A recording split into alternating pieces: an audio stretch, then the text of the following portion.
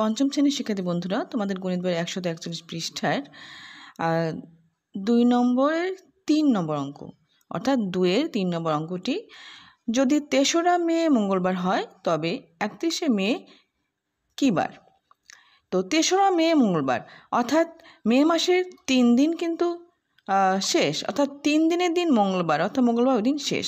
আর আমরা জানি প্রতি 7 দিন পর পর কি একই বার ফিরে আসে।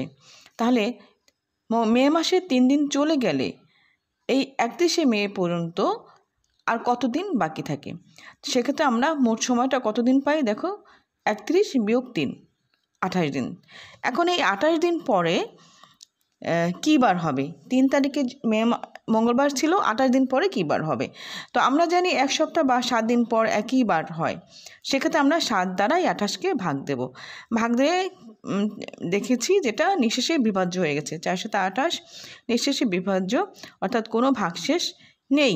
অর্থাৎ 7 দিন পরে যে বারটা পাবো সেই বারটা মঙ্গলবার হবে।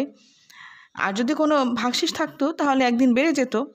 তাহলে সুতরাং 3রা মে মঙ্গলবার হলে 31 মে মঙ্গলবার হবে। উত্তর হবে মঙ্গলবার।